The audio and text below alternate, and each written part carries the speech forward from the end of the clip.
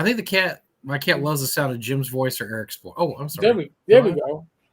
And now that's what I consider to be a hot Mm-hmm. start. Yep. Folks, welcome to Talking Crit Live. I am Eric Tenkar, one of your hosts. With us, as always, on Wednesday night is my once a week work spouse, Bad Mike Battalato. And in the center square is the one, the only auctioneer extraordinaire, Jim Kitchen. Atlas holding this globe up. There you There go. it is. It's this is your panel. We will talk words of wisdom today, and Yes. talk out of our asses. But We're going to talk the future of WotC because there was some interesting things this week, most of them involving Dan Ayub, and I was just fascinated reading it because I was reading something that I haven't seen in a long time, and that's a no bullshit because I've been seeing bullshit for a while, and I felt like rather than being talked down to, I was being talked at. Like, hey, here's what we're doing. Maybe it wasn't you were being talked at. You were having a conversation. I was having a conversation with an actual human being that may or may not actually care about what I think, rather than, oh, you're just stupid. We both won. We won. You won. Everybody won. But we're all winners. We're all winners now. There's a trophy for you. I didn't feel that. And Eric has done 2 really good videos. I would encourage anybody who has not seen them to watch the 2 videos Eric has done. As a matter of fact, I'm going to ask Eric right up front, and then Jim and I can comment as time goes on. And I've got some stuff too. I'm going to ask Eric to kind of tell us what those 2 videos were about. Tell us about Dan Ayub, a little bit about him, and why is this interesting and or new or different, and why should we be interested in this? Because you've done the 2 videos on this. You can kind of fill us all in, I think. Well, Dan Ayub was, and I say was because his prior position was, I believe, vice president of digital at WotC. And the way WotC is set up is a little awkward because there's a lot of little princes, but there weren't any kings, or a lot of people had their own kingdom, and his kingdom was digital. His digital kingdom, which I think he inherited the VTT, but he's the one that got Baldur's Gate 3 to the post, which made WotC money hand over foot with them not doing the work. Larian was doing the work. And I believe, no inside knowledge, but when he was offered position as vice president of D&D, he's like, if I'm going to take this, we can't have multiple people leading. There's got to be one point person, and that's going to have to be me. And they made him vice president of D&D franchise. And, franchise is another way of saying, as a business model, is a way of licensing out your IP, your way of doing business to others to make money for, theoretically, everybody. And I believe that is a huge part of the future for D&D. And I did notice too when he did his article in D&D Beyond, and he talks about us here at D&D. He didn't say us here at WotC. He didn't say here at Hasbro. It was here, D&D. So that is his focus, not this part of a larger company. He is obviously part of it, but his focus is D&D in all aspects. And I'm sure it's how to get the most money out of it. And he's been playing probably for about as long as Mike and I and Jim have been playing D&D. And if you take him at his word, and based upon what I've read about him, I take him at his word. And I know people that have been playing since our age generally are still playing. And if he's playing with the same group, you're probably playing with some of the same rules that you played with back in the 70s and 80s. Mm-hmm. And I think that's an interesting perspective to bring to the table. He also comes from a gaming background because he worked for Microsoft for 11 years, but he was not a bean counter or whatever the heck Cynthia Williams did there. He worked with franchises. He worked with Halo for a long time. So he was a hands-on game. I mean, he knows gaming. He's not just some Apple or because you hear me all the time complain about the Microsoft and Apple execs. They roll in that like had a great idea about how to market something, but don't really know what this D&D stuff is. But it's like a video game, right? It's like a video game, so the video game stuff should work with it. No, he knows. He knows what Halo is. He knows what D&D. I mean, he knows this stuff. So he's working. He's a little ahead of the curve compared to some of the I don't know, Flotsam and Jetsam they've been rolling in the past couple of years. And as you well know, if you watch the show, people, we've raked a few over the coals over the years because of unfortunate things they've said or done. He's a pretty savvy guy. Look on YouTube. He does a lot of interviews with, he does interviews with reviewers, interviews with video media. So he's not deer in the headlights like some of the people we've had the last couple of years that work for WotC that get in there and don't really know what they're saying, and they just say some really unfortunate stuff like white guys can't be out of this hobby soon enough. I mean that classic bon mots like that. No. So right there, he's a little ahead of the curve when it comes to that. But so what did he actually say? The last he said some interesting things. So what did he actually say that caught your attention, Eric? The last. Well, he wants to put. I'm going to call it a council, but whatever. He wants to put an advisory board together, made up of people from within WotC, creators from outside of WotC, the game community, to I guess get a better feel for the temperature of the room. I mean, when you're in a company like this, and the only feedback you're getting is people from within the company, you're not getting a good feedback for the room. That's how you make missteps. And he also talked about the fact he didn't state the missteps, but he did say we've made a number of missteps, and we want to move the ball forward. So and he talks about working with a lot of partners.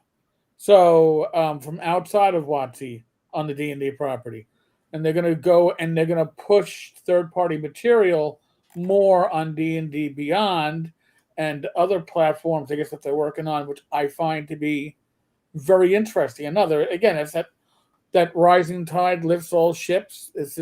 We're all in it together. There was a point where WotC didn't really seem to care much about third-party publishers, and I think there's a pivot going on. So I don't know. I'm an old school gamer, but what D&D does, it lifts everybody, or it sinks everybody, and I want it to lift everybody personally. We're going to talk about Knitting Adventures and Showgirls later on in the show. We're saving that for the happy fun segment at the end where we'll get some cheap laughs out of that. But no, I think what's cool is that he did a couple of things that we talk about. He actually acted like he cared what we thought, which is shocking. For the last 2 years, I don't want to do a bunch of questionnaires and surveys. Basically, he said, "I want us to talk to people," and that's different. And Jim had some really good insight because Jim went to Gen Con, and what's the story you told us at Gen Con, Jim? That people are from once you're kind of walking around going, "Hey, I think do better." I'm just biding my time. I have a lot of things to say, but essentially. Oh, okay. Well, I'm gonna wrap up a couple of thoughts right now. I've got more too, but I want Jim to react there. But I was gonna say he did a couple of things. First of all, he said that we effed up, right, which they did, and that's better than saying, "Oh, we think we both won here." I mean, we tried to steal the OGL from you, tried to steal D&D from you guys, but everything worked out in the end. Oh, because we were shamed into it by streamers and people canceling their subscriptions. But in our opinion, we both won. That's classic dumbass philosophy. Oh, nobody wins, nobody lost. No. You screwed up. And so I like the fact you said, yeah, there's been missteps, which, it's easy to say when you're rolling in and you can blame the guys in front of you, but it's true. I mean, it was true. And then, like I said, the fact that he actually said they might be interested in actually talking to people, actual gamers, and asking us what we think, because for the last couple of years it's been like, hey, you guys, we got this 50th anniversary, we got it. We're gonna release 3 books. One's not gonna be the right year, and they're gonna be months apart, and and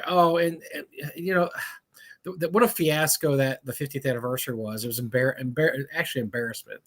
So I have a feeling that he's going to come into this with a totally different.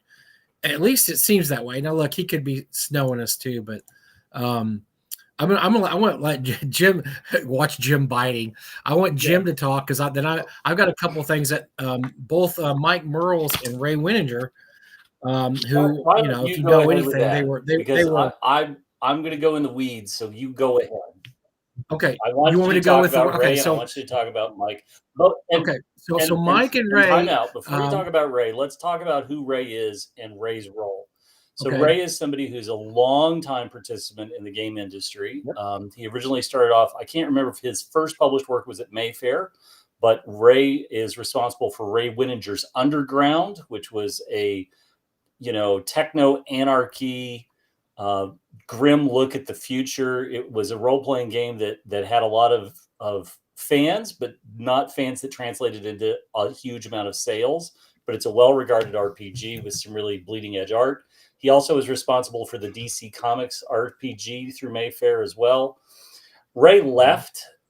Ray left the gaming industry for a while. He has bounced back in and bounced back out. But for a while, he was one of Bill Gates' advisors, and so would present new technologies and exciting things to Bill Gates. And I know Ray personally. Ray is not a slouch. Ray is not a dumb guy. Anybody who thinks that Ray is monofocused or what, they're just delusional. And so he worked for Harebrained Schemes, I think, to see some of their games come out. They did a game that also used sort of an app on your phone and so on that made a big splash at Gen Con and then promptly went away. I have a copy in my closet. I would be glad to let you have it and get it out of my house. But Ray is not a dumb guy, and Ray got pulled back into D&D. He was the person in charge of D&D for a couple of years, and then he left. Now everybody knows who Mike is, but I just wanted to sort of jump in and say, like, Ray Winninger is not a slouch. Anytime Ray says something, there's some pretty solid data. Ray is not a, hope is our plan. That's just bullshit. Now, Ray has said some things that people on this show named Eric disagree with, and that Mike might disagree with as well, but that's fine. But Ray is not a dumb guy. And he was as far as I can tell, for WotC, he was the last individual that was involved with D&D at that level that had a true history in the RPG industry. And by the way, I remember Underworld. I loved it. It was very much the DC RPG game mechanics, but it was a great setting. And I knew of Ray Winninger's work before he got to WotC. And when he got to WotC, I was like, oh, wow, they picked somebody who knows gaming. So when he left, I assumed that he left because he didn't like the way the game was going. But Ray has other fish to fry. No offense to the gaming industry, but if Ray wants, Ray has slogged his way through the last 30 years doing some amazing things. And frankly, I say this, he's better than most of the chowderheads in the RPG industry. There are some chowderheads here and there. The industry isn't composed solely of chowderheads, but there are a few that just make you say, you know what, I think I don't have to deal with this for a while. I'm going to step out. And Ray's got a lot of wherewithal and is a great guy. So go ahead, Mike. Why don't you share what Ray? Yeah, I want to add to that too. Is that Ray he's a really, really good designer. He did a column called Dungeon Craft for about, I don't know, 3 or 4 years in Dragon Magazine. It is worth hunting up those issues and reading it, because he went over what makes a good dungeon, what makes a good campaign world, what makes good NPCs. He covered every part of developing a campaign. And to this, I actually copied the articles out. I have a Word document with all his Dungeon Craft articles, because they're really good. They're just, if you're ever stumped for how to develop something, just flip through there. And he's been in the game, like Jim said, he's been in the business a long time. You can see his credits on some of the stuff in the late 80s, TSR. I mean, he did a lot of stuff, and he worked for Chill. The other ones you mentioned, DC Heroes, Torg. I mean, he did all kinds of stuff. He has been involved in gaming, so he's a very knowledgeable guy. So when this was published in N World, this was about the article about WotC moving to a franchise model. Merles said this. Merles says franchise. So this is a reply to somebody saying that, what does he mean by franchise model? Mike Merles jumps in and says, franchise model is how things work from 2014 to 2020 or so. One group steered D&D and worked with licensees to set up their content.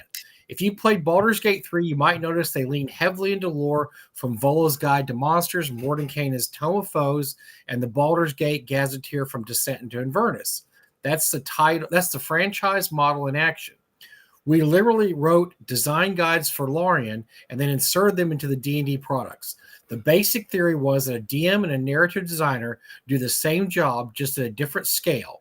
What's good for one works for the other. And I thought that was really interesting. So that they're obviously they're no stranger to the franchise model. And I think it sounded to me like Mike was approaching this very, with saying, look, this is not a bad deal at all. And then Ray, a few posts later, pops in and says, and somebody says, I don't understand what this means. And Ray says, I'll translate. Now, this is very interesting. Until now, the D&D brand was carved up into a few separate pieces, each managed by different senior leaders. During my tenure as EP and D&D studio head, I was responsible for the tabletop game as well as the creative development of D&D related IPs. Video games, entertainment, and consumer products were each managed by other groups. The four groups collaborate, of course. Subject matter experts from the tabletop studio were frequently called upon to advise the other groups, for instance, but we each ran our own business the way we saw fit. After I left, my responsibilities plus the newly acquired D&D Beyond plus the D&D related entertainment business were consolidated under the new senior VP of D&D.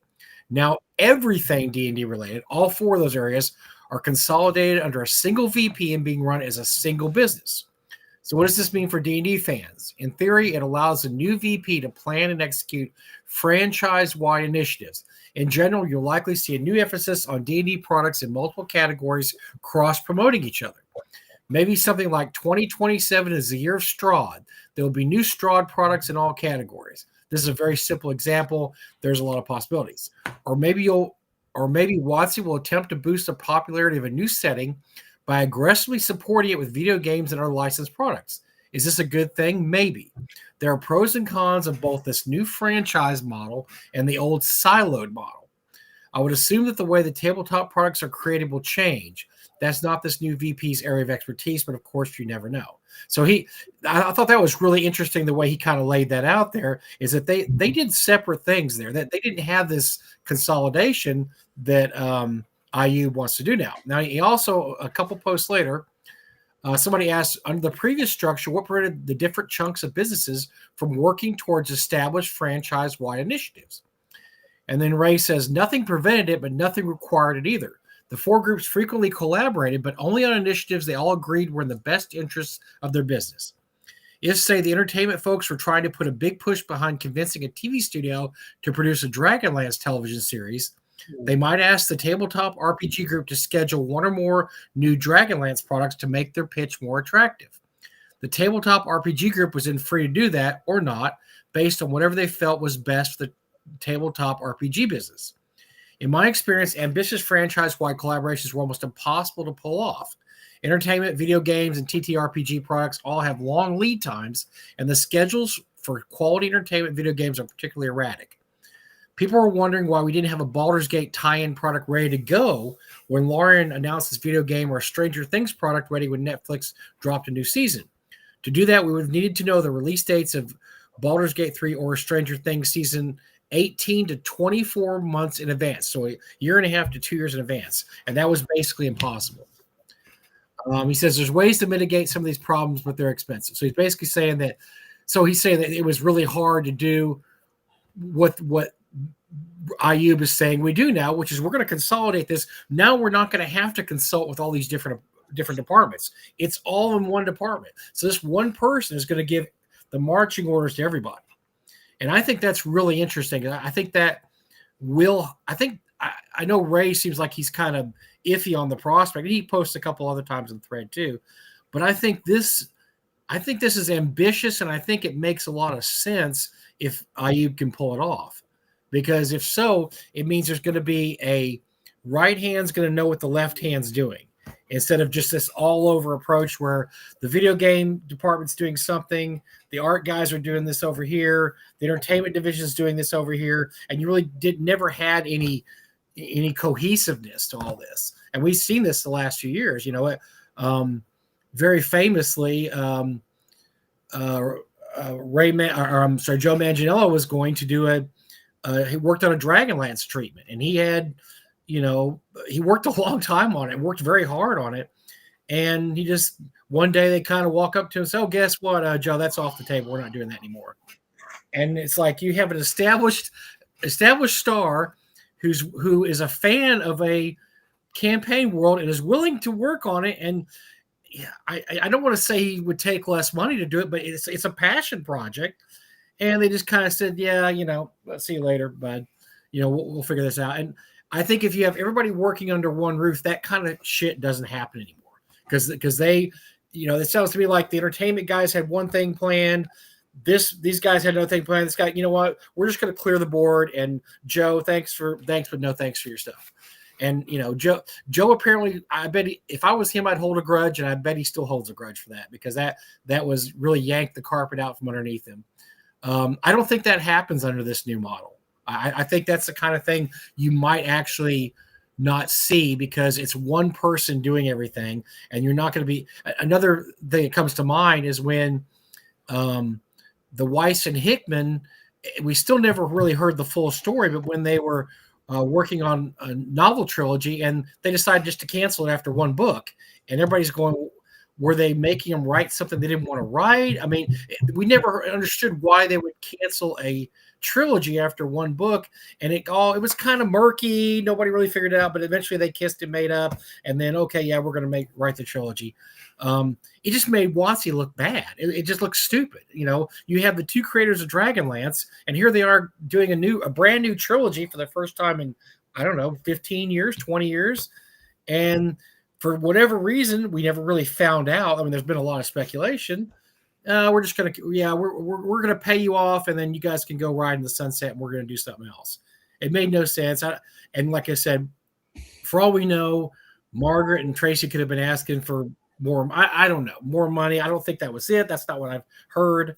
Eric's heard some stuff. We've all heard things about why that turned out the way it did. But once again, I don't think that happens in this kind of model. I think that these people are all, if it's under one roof, it's all going to be taken care of by one person. And sometimes you can have too many cooks, or you can have too many chiefs, and I think in this case, we've seen what that brings the last 2 or 3 years. We've had a lot of cases where the right hand doesn't seem to know what the left hand's doing. We don't really know inside information. We know some things we can't really tell, but no. So I looked at this, and I looked at Ray and Mike's reply, and I thought this doesn't sound like they're against this. It sounds like they're saying, look, you could pull this off, it will work. But we don't.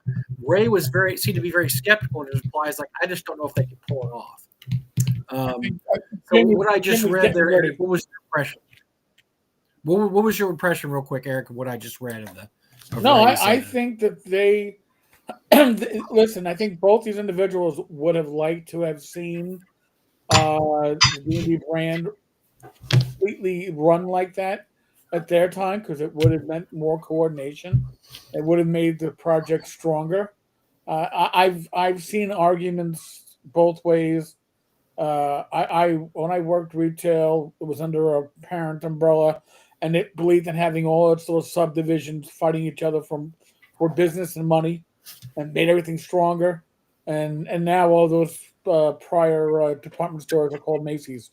So I mean, It's just the way of the world. So I I don't know. Jim, you've held yourself in for Yeah, it's 25 time to go. minutes. I think it's time for Fighting you to weight. All right. I'm unleash the accused. beast. I have Unleash my the beast. detractors who say that I talk too much on this show. Yeah, your detractors taking Wednesdays off. Don't worry about it. That's because they don't like me that much, which I enjoy, right? They avoid You know the what? screen because they Take the think I wins, talk man. too much. Take the wins. You're So, here. so a few things, right? So let's talk about number one. When he was first floated and we discussed him on the show, I said this. I thought it was a great thing, and I got poo-pooed. Eric was very Oh much in yeah, there, I was. I definitely did. and He's a and Microsoft Mike, guy. I you said were that. sort I of, thought the same and thing. I think I was the holdout where I said I You don't were definitely. as a bad thing. So let's talk about old model versus new model. Um, I think that one of the things that I have talked about is that good game companies are following roughly a 3-year plan. That you it takes about 2 years of product development, and so anything that's being released for fourth quarter 2025, the work began on that in fourth quarter 2023. And what you have is exactly your granular schedule for the year that you're in. You know pretty much where things are going to fall in year two, and year three is pretty much loose speculation, but will solidify as your calendar rolls on. And so I was very I've said this before. I was very I worked at Games Workshop. This is what we lived under. I could tell you that in 1998 the third edition of 40K was coming out in September, end of September, and that the prior year in 1997 the fifth edition of Warhammer was coming out. Like I knew this in 1996. In 1996, I knew that the fifth edition of Warhammer was coming out in the fall of 1997, and I knew that the next edition of 40K was coming out in the fall of 1998. And I say this because that's the kind of planning that goes into all of this. And so let's talk about some precedent setters. When TSR came up with Dragonlance, and I don't mean like Weiss and Hickman, because Weiss and Hickman brought Dragonlance and they brought the root of the idea, and the documents are out there. People can do all the research they want, but they came up with the idea. But TSR is who executed on it, right? TSR took the idea, said, this is great, we're going to do this. So they not only came up with modules, they not only came out with the books, but they also came out with the modules that tied directly into the books so that you could play everything from Dragonlance.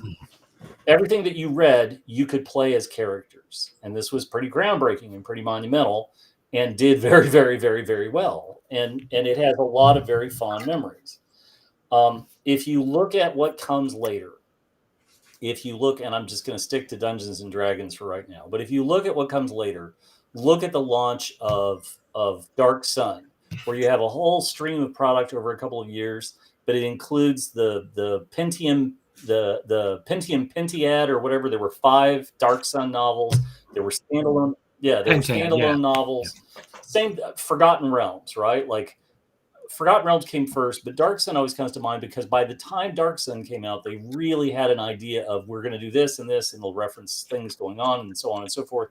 And Forgotten Realms at that point had just started to hit its stride. You had the first few Forgotten Realms books started to drop in 1989. By the mid 90s, Drizzt had become the character that was throwing out a lot of books, et cetera, et cetera.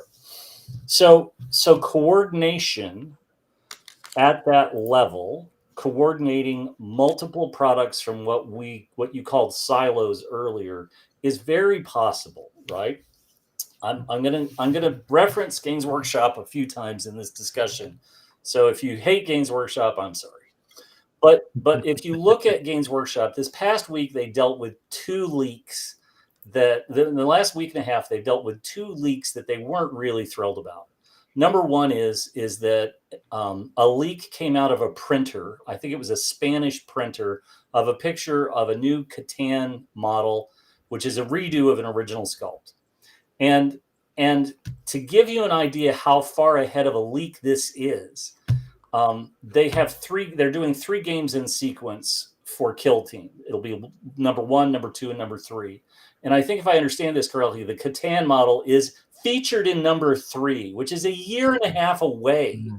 And they've had a leak, and they had, okay, here you go. Here's pictures of the model. Yep, it's coming. We've told you what's in game number 1 of the next swath of Kill Team. We haven't told you anything about number 2, but now you know that there's Necrons in number 3. We wish you luck. And they're not really happy about this. But the reason that they could answer this leak with finished model pictures and so on is because that version of Kill Team is a year and a half away, and it's already locked down. They already have the painted models in the cabinet. They already know what's coming. And so addressing this leak is easy to sort of we'll just stick a pin in the balloon and pop it and be done. But one of the other leaks was Dawn of War 4. And so the trailer's been released, and that started as a promotional poster that came out. And so Dawn of War 4, I am sure there will be some sort of novelization tie-in. I believe Dawn of War 1 and 2 and 3 all had a standalone novel that tied into whatever was happening in the game. But you also have to go to your go-to pool of writers, and you need to pick somebody who can do a franchise tie-in and write up something and get it done in time to sync up with the release of the video game. And so we have often spoken with great admiration for Alan Dean Foster, who in the 80s was your go-to movie novelization guy. Holy shit. Mm-hmm. He would crank one of these out. He did the original novelization for Star Wars, the original Star Wars movie from 1977. He did Alien. He did Alien. There must be 40 movie novelizations that Alan Dean Foster he would just crank them out. And he did his own stuff too, like Spellsinger and others. All of them. If you were Hollywood and you needed a movie novelization, you tossed the script to Alan Dean Foster, and before it hit the ground, he had finished a novelization. There you go. Yep. And so you really, really, really have to get all these silos into place. Will there be a commemorative model for Dawn of War 4? It depends on the success, but they could very easily retool a Space Marine and say, oh, this is the character for the Blood Ravens or whatever Space Marine chapter is in it. And I laugh. I love to hate Games Workshop. The jealousy and the bittersweet man tears wash over me and refresh me every day. Because now we're going to roll into, let's get a little nerdy. I'm a big believer in K filings. If you don't know what K filings are, these are when a company is public, and you can buy stock in them, and you can buy stock in Hasbro, they have to have regular updates. They have to have regular filings of their progress through the quarters and how they're doing and so on and so forth. And I'd like to tell a little tale, because when you look at Games Workshop's most recent filings, I'll do this first. Now, their core revenue, roughly, was £565 million up to the 52 weeks that ended June 1st. Prior year, £494 million. Now, if you didn't know, that is roughly more than the entire British fishing fleet. Games Workshop's valuation is more than the entire British fishing industry. Little tidbit there. But here's the interesting part. Their licensing revenue. And this is what we're going to get into a discussion about licensing and why this is important and so on and so forth. And so licensing revenue is where you have an intellectual property and you say, this is our cool thing. Would you like to make things with our cool stuff? You have to pay us money. And so Games Workshop, and I want to give these numbers and get them right. Licensing revenue 2025 for the year that just ended was £52.5 million. Roughly about 8% of Games Workshop's total revenue. You can do the math, but still a sizable number that beats the prior year of 31 million pounds, where it was like 7-ish%, right? But licensing revenue is tremendous. Licensing revenue is an important part for companies like Wizards of the Coast and Games Workshop, because we've created these intricate, detailed intellectual properties. And okay, what's this? I was new to wargaming, discovered the whole nerfing of armies. Nobody made your models. You can use your models. Everybody always says this. Discontinuing plot, whatever. So let's go to Hasbro. Let's talk about Hasbro. So I took a look into their K filings, and one of the most interesting things about this, I've got it, and Hasbro's numbers are really pretty.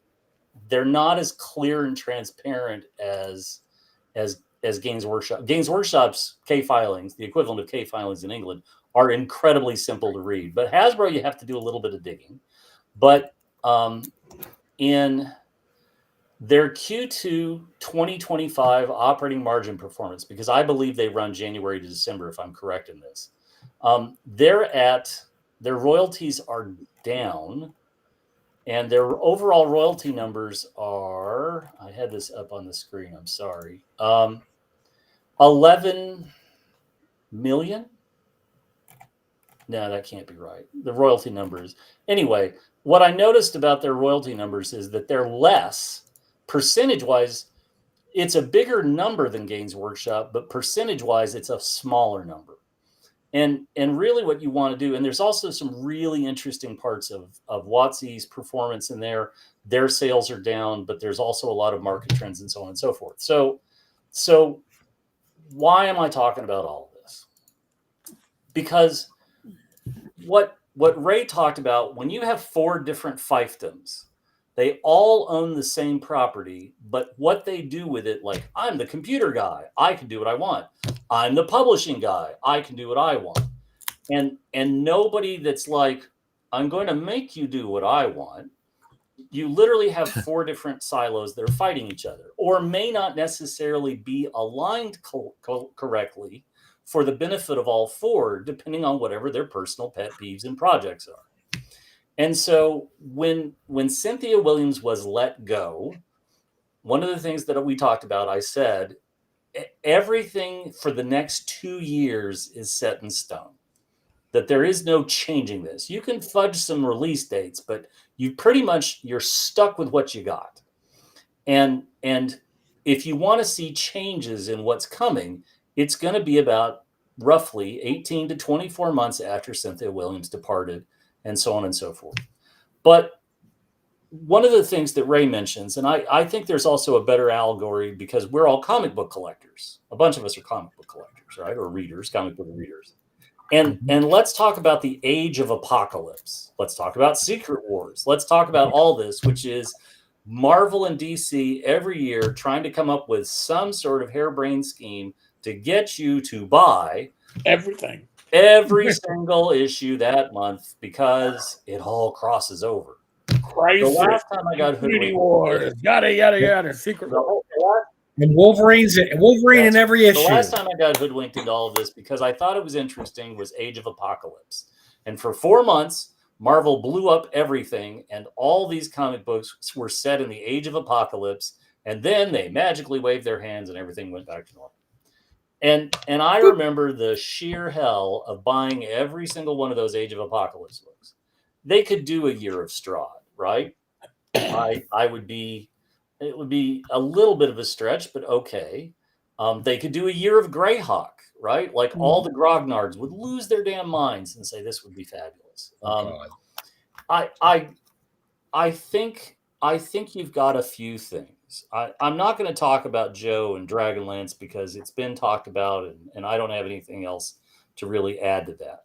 But I think it's easier for a studio, right? If you're the people who've made Baldur's Gate, you can now go to WotC. If you're a computer company that says, hey, we've got this great idea for a mobile app game, right? And whatever that app game idea is, now one person signs off on it. One person, the entertainment group, the video game app people, licensing, whatever, the computer people can say, hey, we've been approached about this. What do you think? Well, what is it? Well, it's a drow stripper game. Right? Okay, fine. No, we're not interested in doing that. But somebody can come to them and say, hey, we're this South Korean computer game app company, and we've made this and this and this and this and this, and we'd like to reskin our best-selling property with Dungeons and Dragons. And by the way, you'd get 8% on every transaction. This is free money, right? It's not free money, but it's a revenue stream that comes in that you didn't necessarily have before. And you can work with your partner, your entertainment partner, or licensee, and say, well, what would help this? Like, how do we? Well, we want crossover. Well, what kind of crossover do you want? Well, we want people who play D&D to give our app a try. Well, how do we do that? We do a special code that gives them a special item, and that code is only available if you buy X. Perfect. If you subscribe to White Dwarf for a number of years now, every time you got your new White Dwarf, there were 5 or 6 little pieces of paper that would fall out for this in-game purchase, or you're entitled to this, or if you just try the game, you get one of these and whatnot. I threw all of those away, but this is exactly what we're talking about. And I'll say this knowing it isn't going to happen, but this is the opportunity loss of not having Dragon Magazine around anymore. Because Dragon Magazine could have been mailed out with all of these little flyers, and it's another way of just trying to perpetuate your revenue stream. I genuinely think that it's a smart play to have one guy in charge. I do. I genuinely think that.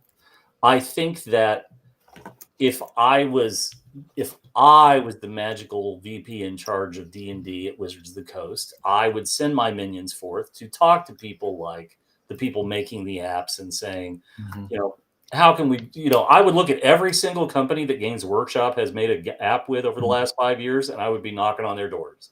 Because if Games Workshop's making 51 million pounds a year in revenue from licensing, well, crap. Wizards ought to be making at least that, because Warhammer is not nearly as well known as Dungeons and Dragons. And so a realignment of priorities is in order. We've all thought this for quite a while. The tabletop side of things can't sustain the same kind of growth model. And yes, you have to have great tabletop role-playing products, but you also have to recognize that the most valuable thing you have is this intellectual property that you need to be smart about licensing. You need to be smart about the books you're publishing. For a while, WotC was really great at, they would do books and modules, and they would have the year of this or the year of that, right? In 2000 or 2001, it was the year of the sea, right? There was a 3-book trilogy and a standalone of short stories and a module and so on and so forth. And then, they tied it into major events in the Forgotten Realms, like when King Azun got killed. All this stuff. I swear, Jim and I didn't set this up. I just happened to have all this. But yes. Yeah, right. Yes, exactly. Those are the novels. Yeah. Yep. And then they were really great Sea about Devils, the Sea Devils trilogy of modules, and then they had a book. Yeah, I remember that. Oh yeah. And so this is how you get your casual guy who's reading the bus on the subway or the train into the city, or the kid going to the library. This is how you get them to read those, and that then leads into the products that tie into it, that you could sell them the role-playing game products. And I think there's been a loss of focus because the publishing side does not seem to be acting in the same has not been acting with the same concerted effort that WotC used to act with, right? We rightfully maligned the terrible cover art on the Dragonlance books, that trilogy. But interestingly too, their partner in this, it's no longer WotC publishing the books. They've farmed all this off to Random House or whoever it is, and that probably needs to be, some of that needs to be brought back into house, or gone to Random House and say, okay, you're going to publish the books. or is it a distribution deal? I don't know. But if it's just a distribution deal, then you need to have a sharper hand on what's coming out, when it's coming out, and how it ties into everything else. Because what WizKids and all the others want, what they want is they want a unified hand that says, right, all of our licensing partners, 2028 is the Mind Flayer invasion. We're going to have Mind Flayers invading the Forgotten Realms. They're going to invade all across space and time. And we're going to go into this hot and heavy and hard, and we're going to pull back the blanket and show how awful and terrible a Mind Flayer invasion really is. And we're going to blow up parts of the world, and we're going to give players a chance to fight somebody who is truly despicable and evil, and give them a chance to be heroes. And we want to tie that in with models from WizKid that are exclusive, that tie in with new things. We want to tie it in with a whole series of novels. How about a plushie? How about a Mind Flayer plushie, Jim? How about a nice cup that looks like a Mind Flayer that you can pour your drink in? How about a hat that looks like a Mind Flayer sucking my brain out of my skull? It's bought, it's sold, yes. Right, but this is where you have somebody that says, these are our rough notes of what we're interested in from our license partners, and we would like to hear what you think of this. And then you coordinate all of this so that in 2028, holy shit, it's Mind Flayers ahoy, right? And that by June, I'm wearing my Mind Flayer hat, I'm playing in a game, I'm beating up evil Mind Flayers, I've got all my miniatures on the table that I've been buying, and everybody is laughing their way to the bank. Yeah. This is not a bad thing. And so I think that what we have to see is you have to get the people in the right positions who are all on board with the plan, and then you have to make sure that the people are executing on the plan, and that you're enrolling your partners and your licensing partners and all the rest of this. And if you do that, the money comes, right? I think one of the most interesting phenomena of the last couple of years, and I think is a genius demonstration of this philosophy, that really the customer is right. You got to listen to the customer. The customer is the most important part in all of this.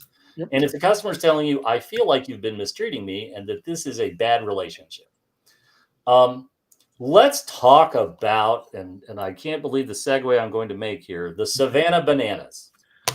Let's talk about the Savannah Bananas. If you don't know what I'm talking about, if you have no idea what Banana Ball is, if you haven't caught one of these weird games on ESPN, YouTube, kids, go to YouTube. All right, now I know. So, one of the great things about the husband and wife that own this is he's the P.T. Barnum of our ages without all of the grifting, and he has turned down billion-dollar offers from venture capitalists that want to buy Banana Ball and take this over.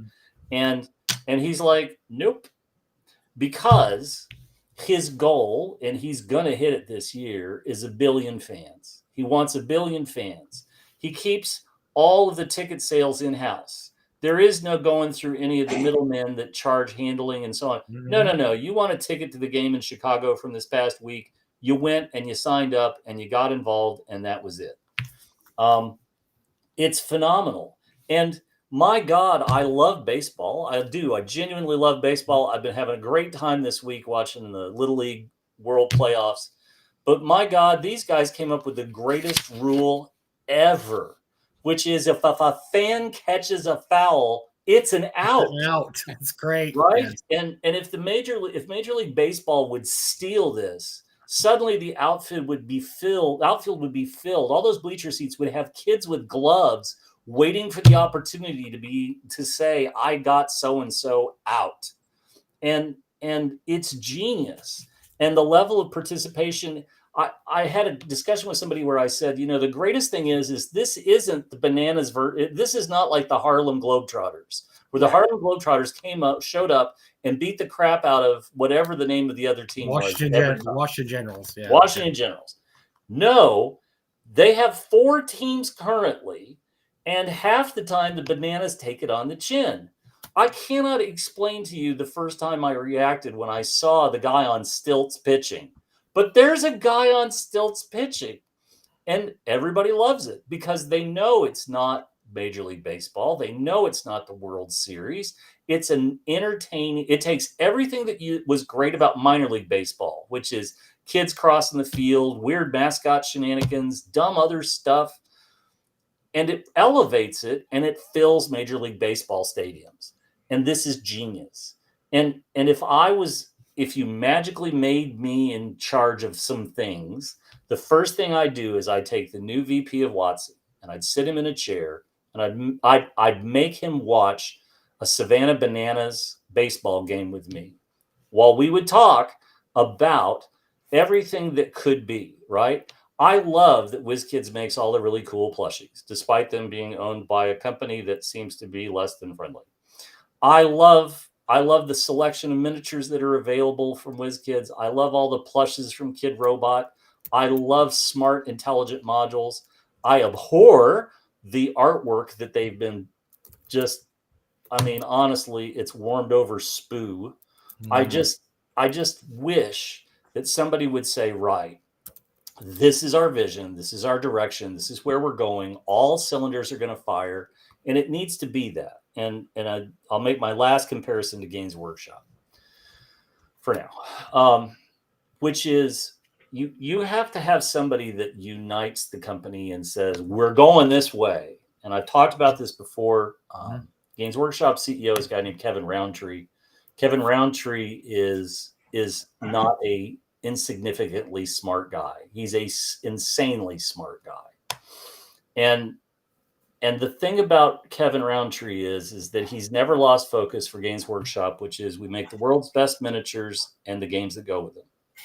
And yes, there are individual sculptors on 3D Cults and other places that have done amazing work. I subscribe to some of them and I don't disagree, but you want to talk about a company that has spent the last almost 40 years building up its property, building up its intellectual property, its world, growing and growing, and who can put miniatures in your local game store reliably every week from here to eternity. It's Games Workshop. You may not like that. I do not care. But WotC has to be that for D&D. WotC has to have that same vision. I've told the story before about the head of the creative studio at Games Workshop, who he and Kevin Roundtree had a disagreement about Blood Bowl.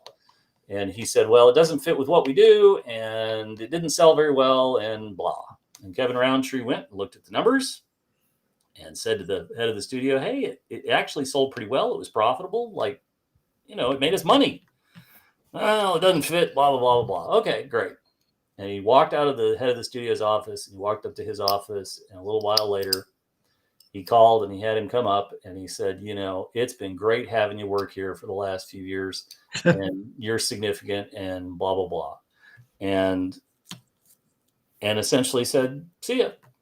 And then he went down to the studio, and the next day I'm trying to tell a condensed version of this, but he essentially got up on a box and called the entire Games Workshop studio into one room, reminded them that their job is to make the world's best toy soldiers and the games that go with them.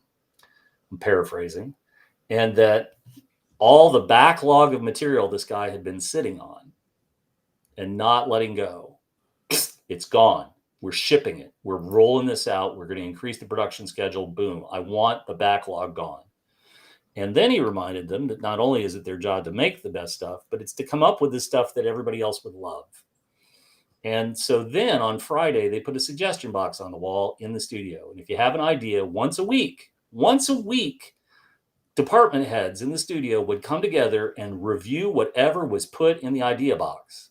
And if they thought there was something there that warranted the attention or warranted more information, they would ask the person who put it in the suggestion box to come up with a 2 or 3 page paper about flesh out the idea for us. And interestingly, within 6 months of putting the suggestion box up, one of Games Workshop's home run games in the next couple of years was one of the ideas that came out of the suggestion box. It was a skirmish level game for Warhammer, for fantasy, I'm sorry. And so it takes that vision. It takes somebody saying, right, we've made art that is charitably safe. We've made art that is charitably inclusive. to a degree that it's almost become parody. We've made modules that are, we've made books. We've gone away from modules, but we make books now that are okay, but we want more than that. Like the gamers want more than that, right? So one of the arguments I have was with a comment that was made a little while ago. Games Workshop never, ever, ever has come to anybody's house or store and said, you can't play with those miniatures. Once you own the miniatures, it's the reverse of computers. Once you own the miniatures, you can do whatever the fuck it is you want to do with those miniatures. Mm-hmm. Nobody's going to come to your home and stop you. Nobody's going to stop you from putting a Space Marine on the Battletech table and saying, this is my giant mechanoid robot because I don't have an Atlas. Nobody's going to do this. Nobody does this. And every edition of the game tries to have some sort of out where you can use old models, right? Sometimes there's rules online. There were rules online for a while and so on and so forth. But like I have a Dark Angels army. I've had a Dark Angels armies for 30 odd years. I love me some Dark Angels. And I'm still playing with Dark Angels that I painted up in Baltimore in 1994 and 5. They are not good paint jobs. I will not show them to you here because they're embarrassing. and the fact of the matter is that some of them have weapons that are not listed. And if you are so wrapped up in what you see is what you get, I can't play with you. I'm a beer and pretzel guy. I play to have a good time, not to be a rules lawyer. If I wanted to be a rules lawyer, if I wanted to go that circuit, I'd go play tournament games. And I have beheld the worst of the worst at tournament games, and I have no time for that. I have X number of lives, the next number of years left in my life, and I got no time for that shit. So I think it's an exciting time. I think potentially we have it's going to be a year and a half before we see stuff coming from new ownership. Like that's what you have to say to yourself. Like if you are looking for that serotonin hit of I'm looking for change by Christmas, buddy, that's a great dream and you should continue to smoke that crack because that's what you're doing because it ain't going to happen. It is not going to happen. But if you hear of things that are coming, if you are excited about things that you like, that you hear about, you should tell them. If you don't like something, you should find a constructive way of saying it. And I mean not typing in all caps, indeed, sir, I find the cover of your new Into the Unknown an abominable piece of excrement, right? No, everybody knows the comic book shop guy. There's too many people on this very show that resemble the comic book shop guy. But you can find a way of saying, listen, like, let's put these things side by side. One of the most effective arguments I see on social media is when somebody takes something from Trampier or they take something from Errol Otis and they put it beside whatever it is that's come out from WotC in the last 2 or 3 years. Yeah. And that says the things you don't need to say, right? I look at some of the people that we have had this on this show. Look at Kenan James's artwork has everything stylistically that you would want, and smart publishers are hiring this guy and using him. And guess what? There's a whole raft of other people out there that do amazing work.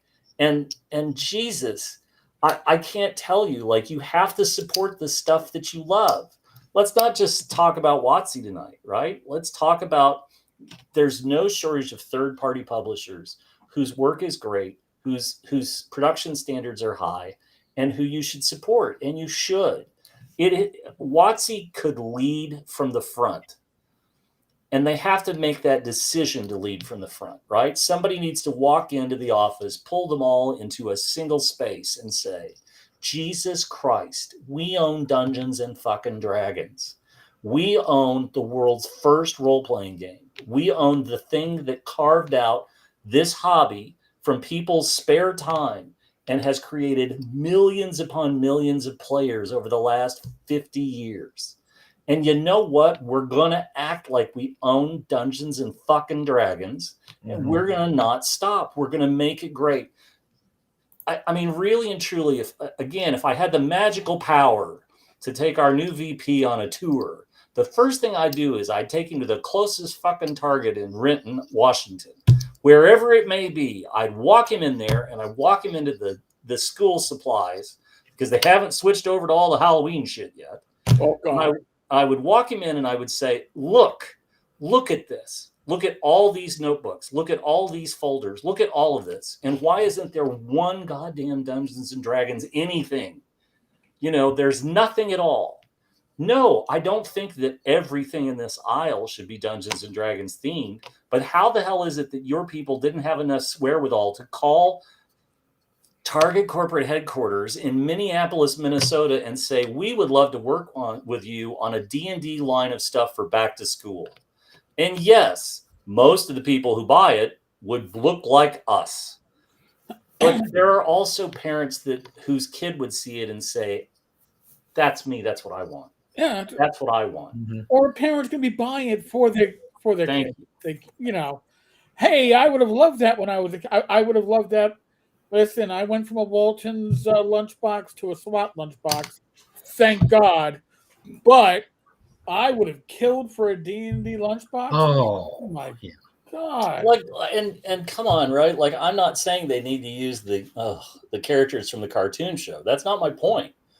But you could make stuff that would relate. Come on, a water bottle, a really great series of water bottles with whatever, right? I just, it's a no-brainer. And John Miller says, are they capable?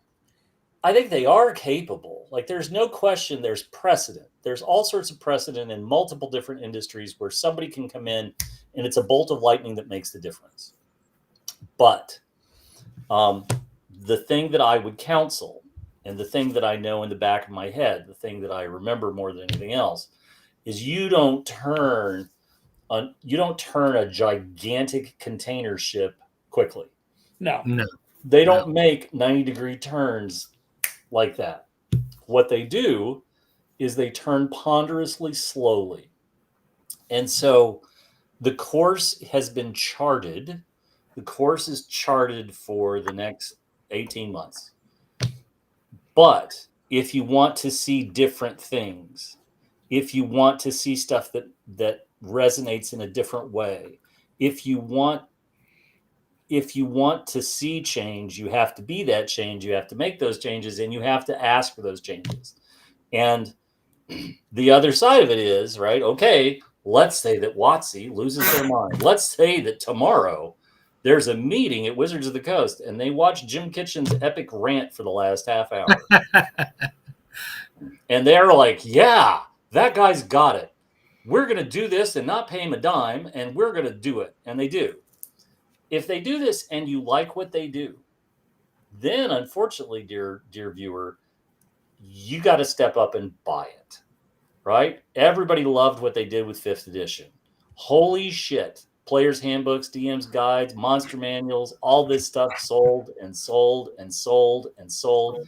And yes, there were outside influences, Stranger Things, COVID, whatever. But it sold, and it sold well.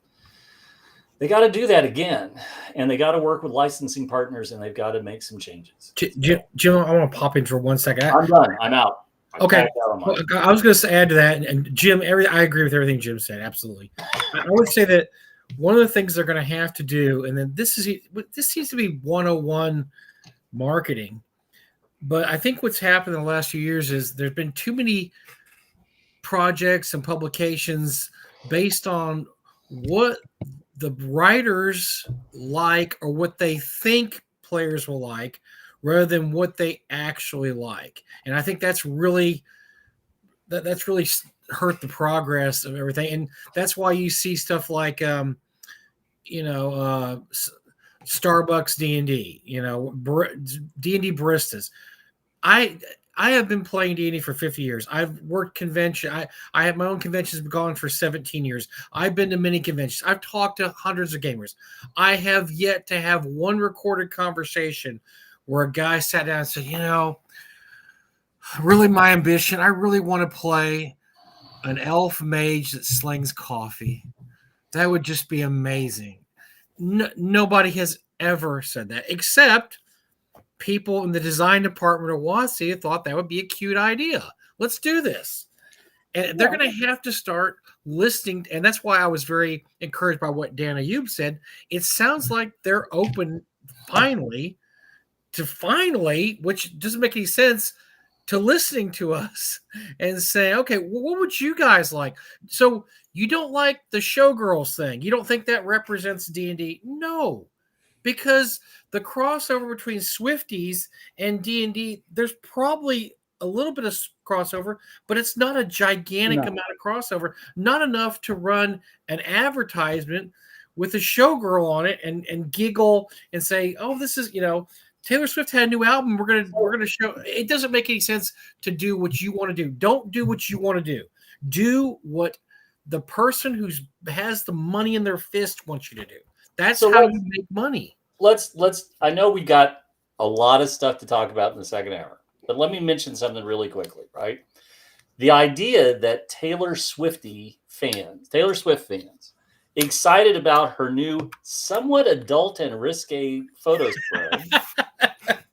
That the girls who the tweens that love them some Taylor are going to suddenly take a look at WotC's Showgirl product and say, my God, this is what I need. Let me put my bracelets on and run to the game store. And we're going to suddenly see a gigantic sea of Taylor Swift tweens knocking the door down to jump onto the Showgirl banner. I'm not holding my breath. Once again, yes. But let me tell you what they are into, right? So I had this. I had a discussion with someone this week, and I mentioned that I can remember almost to the day when Sanrio arrived in the United States. And Sanrio and Hello Kitty and everything, they finally figured it all out, and they brought it over when I was roughly in third grade. And I can tell you this because every girl in my grade school, suddenly, their social status depended on how much Hello Kitty shit they owned. Hell yes. It was erasers. It was all the rest of this and so on and so forth. And so, okay, sure. I saw this past week, and I think it's the greatest idea ever. McDonald's has a whole new series of Happy Meals. And McDonald's Happy Meals are... Hello Kitty combined with Teenage Mutant Ninja Turtles. This sounds dumb, but sweet bejesus, when you see all the Sanrio characters as Ninja Turtles, it's hysterical and it works. My local McDonald's are selling these as fast as they possibly can because, and I ate at McDonald's and watched this, little kids, and I mean grade schoolers, third grade, second grade, first grade, are loving this because the boys have Ninja Turtles, but the girls have Hello Kitty. And they all know who they are, and they love this and think this is just great. So okay, sure, right? That's fine. I think that this goes back to Gen Con, and I will explain what I mean. Gen Con is a Seattle-based. Gen Con's values are Seattle-based values. Gen Con's perspective is as a company that is deeply rooted in Seattle and Seattle culture. And Wizards is deeply rooted in Seattle and deeply rooted in Seattle and Western Washington culture. And so I don't necessarily think that this makes them incompatible with what the rest of us would like to see. I think, like many things in our culture and cultural discussions, I think that the barometer has gone too far towards one end, and where we would all really like is sort of something in the middle. I think this is a great time to talk about the picture. I think this is a great time to talk about the picture we all started to discuss this week. Can you bring it up, Eric? The really, really, really, really, really great picture. Yeah. Hold on. By great, I mean not great and awful. Oh, okay. Yeah, I know where you're going with this. Yeah, because I think it's important to sort of talk about this, and I think it's important to say, like, here's an example of what are they thinking. because I don't know about you, but the last time I was around children, I never once heard about them saying, "My God, what I wanted to play more than anything else is striking baristas. I want to be a barista going on strike. I I, want to form a labor union." And still wonder. Yeah, I'm still looking for those I have yet to people. hear children ask for this. I could be wrong, but they could be asking for this. All Daddy, right. Daddy, what kind of barista did you play back in the day? Son, we didn't have baristas. How did you play D&D? I was a dwarf So fighter. this is the picture that has all of us sort of scratching our heads and wondering what it is. Now this is from a prior WotC product that came out, I believe, a couple years ago, that had an adventure involving showgirls slash I don't know. So this was taken. This wasn't made specially for this. This was taken from a Right. prior adventure. Sure, and again, right? Like I'm willing to entertain that the characters walked into Rick's Cafe in Greyhawk Blanca and had to meet with whatever and so on and so forth, right? But Lance. how is this relatable for most parties? I mean, How is this relatable? It's not. It's for most because parties? Taylor Swift had a new album called Life of a Showgirl, and somebody at WotC thought they'd be cute. And I'm going to throw this up, and it has nothing to do with D&D. And like we already said, the crossover between Swifties and D&D players is probably I'm sure it's there to a small extent, but it's not there at any giant extent. And once again, they're going to have to start focusing on what fans want, not what they think is cute or what they want or what they like. right. And here's the other issue too. It's like, listen, when everybody was hitting me with this picture, everybody that was PMing me this screenshot, the caption, "Life of a Showgirl," none of us got the connection that was to a new Taylor Swift album because none of us are in that category of we pay attention to Taylor Swift. So they weren't even looking at gamers when they were doing this, but only gamers are going to follow the D&D account on X.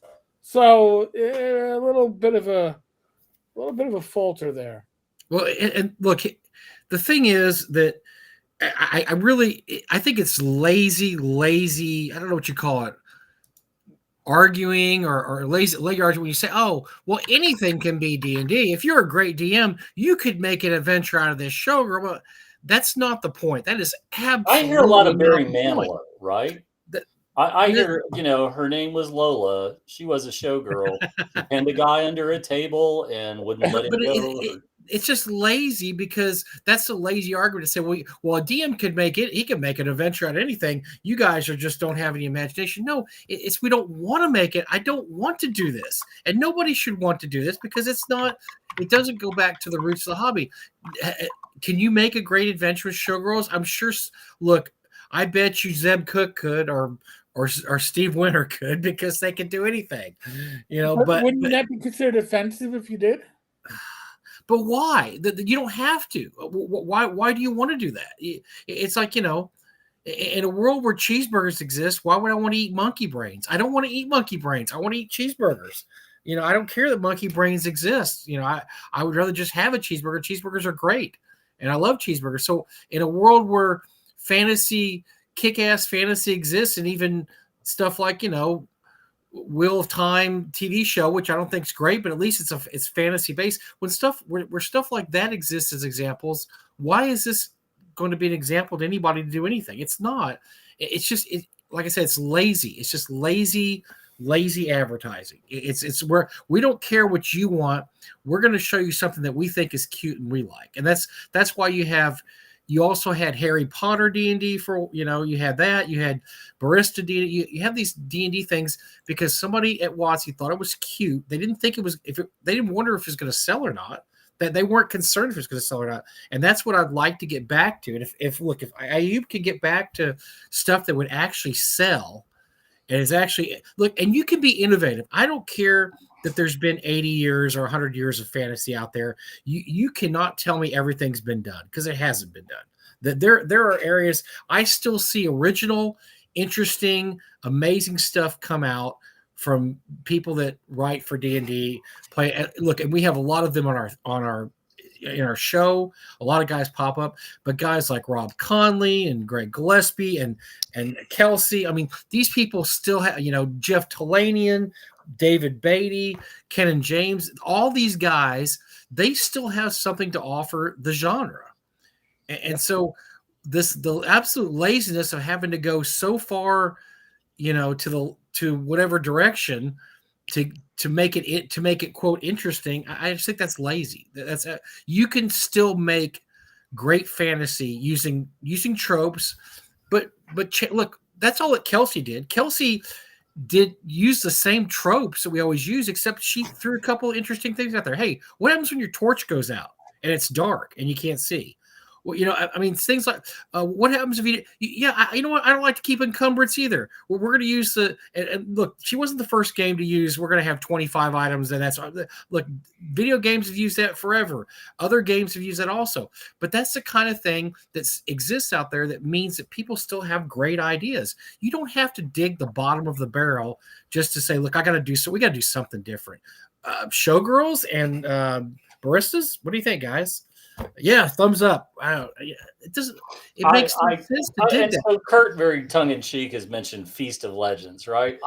I applauded that at the time. I still think it was a brilliant move. There are people out there that have printed that PDF as a nice book. Good on you.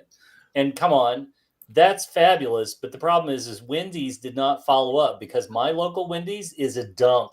My local Wendy's has all the worst health code violations and all of the salmonella, and I wouldn't eat there if you paid me to. And don't get me wrong, like when I saw it, I thought it was clever, and I want to give them all the support in the world, but I'm still not going to go to the place where I'm worried I'm going to be on the John. But Jim, I'll tell you something. Feast of Legends looked like D&D. It looks like D&D. It doesn't not look like D&D. It was perfect. It was fun, and it was spot on. It was absolutely spot on. It's absolutely a one-off. It's just it's a fun thing. That's not the kind of thing I'm railing against. That's fine. That's not. They're not saying that's central D&D and you're stupid if you don't like it. They're winking at you and saying, oh, look, we got this thing, Feast of Legends. Like I said, and it looks like D&D. It looks like D&D. I get mad when they just go far out of left field and pull something out and just say, you have to like this. If you like D&D, you have to like this too. No, you don't. It doesn't. None of it says it has nothing to do with the genre of fantasy and swords and sorcery. You don't have to like stuff like that. And look, like I said, there's plenty of innovation still left in science fiction, in fantasy, in sword and sorcery. There's tons of innovation left. I still, to this day, I see great science fiction series coming out on Netflix and Prime, great science fiction movies that go in directions that I would have never even thought of 20, 30 years ago. And I just think, wow, The Expanse. If you've ever seen The Expanse, it's incredible. It's an absolutely incredible show. And I know the books are great too. I haven't read the books, but the books are supposedly amazing. This is 100 years after science fiction first came out, and they still have interesting, amazing ideas. You cannot tell me they're not interesting, amazing ideas still out there for fantasy and science and swords and sorcery. There are.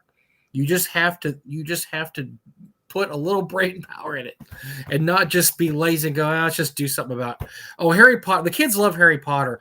Hey, the D&D kids are in a school for magic. How's that sound? We'll get all the Potter people. No, you didn't. You didn't get all the Potter people. You didn't get them. And you didn't get you didn't get me, and you didn't get Jim, you didn't get Eric. You got, this very narrow slice looking at the sales. You got, when they did Spelljammer, hey, Spelljammer, it was D&D space. Let's do that. But let's half-ass it. Let's just half-ass the hell out of this, which they did. And then it got terrible reviews and everybody hated it. And hamsters. Why did we have to continue the hamsters? Space hamsters. Tell me you don't want me. I mean, it's whimsical. It's what people loved. Jesus, Spelljammer didn't sell well back in the day. Why you thought that we should keep all the things that made most people look at it and go, I'm not taking that seriously. Hey guys, let's bring back Spelljammer, but get this though. I'm going to pitch this. No rules for actual combat between the spaceships. Look, Rob's got the great point here, right? Rob's got the great point in the chat, which is being positive, proactive, and focusing on what we can do is the better way to get the cheeseburger we like. This is exactly what I said. Absolutely. This is exactly it. We mock prior projects. We're making fun of the things that deserve to frankly be made fun of. But the fact of the matter is if you want better from WotC, you need to tell them. You need to say it. You need to say, listen, I look at Ken and James's art and it's better than this, right? You've made the choice to go with these weird, brightly colored pastel, and they're not evocative, and you have somebody who looks bug-eyed and crazy. And this is an orc that wants to kill me. This thing has a bone in its mouth and it's gnawing the marrow out, and that's pretty scary. And that's kind of cool. And why do we go see horror movies? We like to be scared. We like to have this. We like to be confronted with this stuff. There's some chat about Exodus, and this is the tie-in to Peter Hamilton's new series. There's an RPG, and there's a couple of properties to this is sort of like WotC is stepping up to do the game side of the book series and so on and so forth. Hamilton was given a lot of money to write this trilogy of books. I have not read the first, and I'm a big fan of Peter F. Hamilton.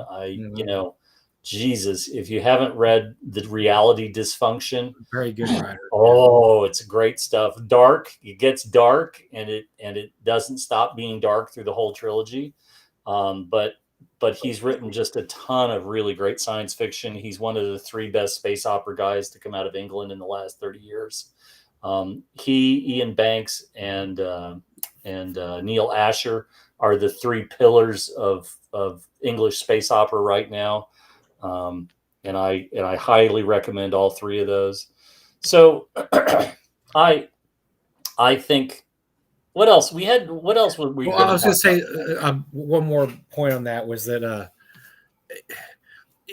what you said about telling what you like. I think in a way, Jim, people are, because they're voting with their pocketbook, and I know. Right. Anecdotally, we talk to store owners, we talk to people that sell at conventions, and the stuff the last couple of years just is not selling. So people are voting with their pocketbook and saying, this just isn't what I want. And that's why the OSR, that's why we champion the OSR. And that's why the OSR, once again, anecdotally, is doing so well in convention land, because it's producing something that people want to play and that people that they want to see and things they want to do.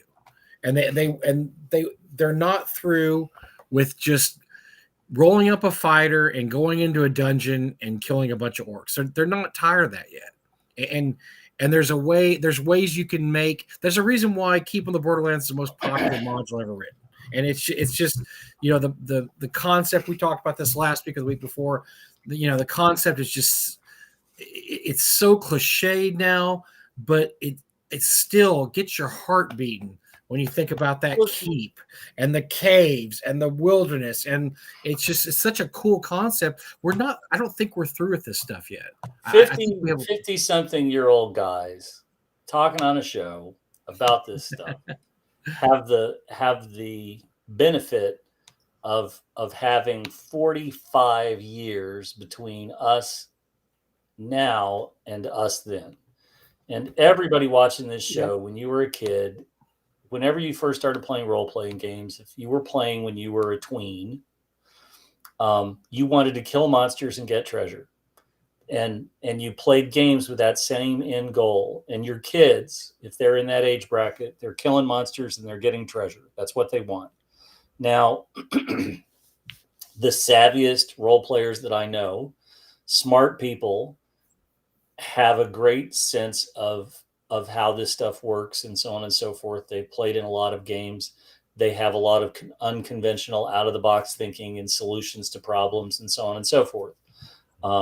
I have played a few games with Bill Meinhardt, who is he's played a lot of games and he's a smart guy.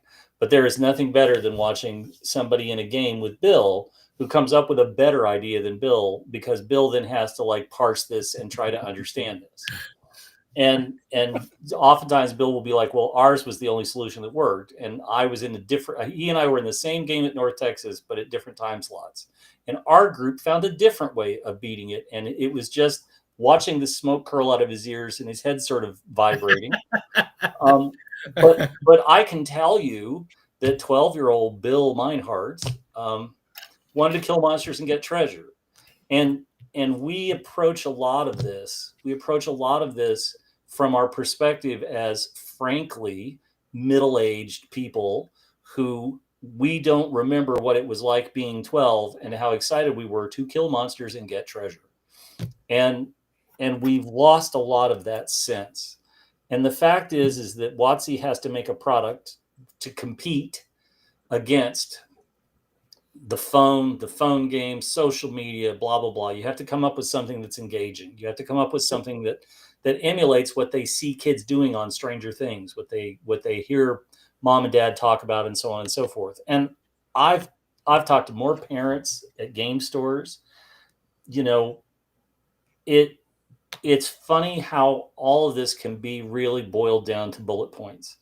I always would talk about miniature gaming, and I would say, did you ever play with toy soldiers when you were a kid? Yeah. Well, instead of shooting rubber bands at them, you rolled dice. Oh, and they get it. You know, what is role playing? Role playing is where you sit around and you tell stories and you roll funny dice and you create a story together.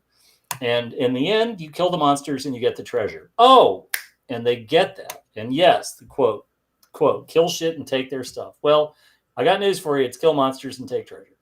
And you look, if you want to, you can dress. There's lots of ways to dress it up. I think one of the things we kind of talk around but not talk about is the fact that one of the things that really annoys most gamers or true gamers that play D&D is that it's like you have the safety goggles on and the seat belts on now. They don't take a lot of chances, and this comes with the fact that I've heard this mentioned time and time again by other people that it's like the game is developing into a social interaction talking game and not it's like they're ashamed of combat. They're ashamed that there may be a solution by combat. An example is the 50th anniversary Vecna adventure that I can't remember the name of. Yes, I have it.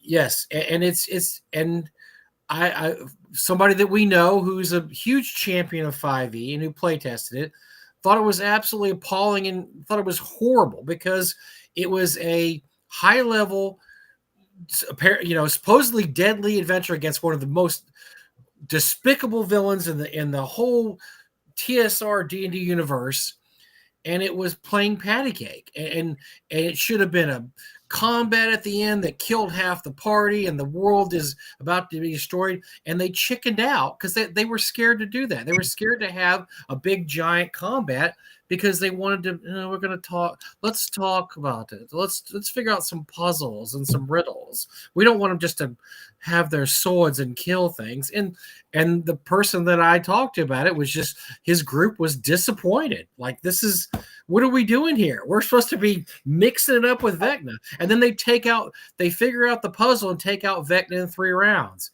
And it's like. And I think a great point to make there, I think a very good point to make about that is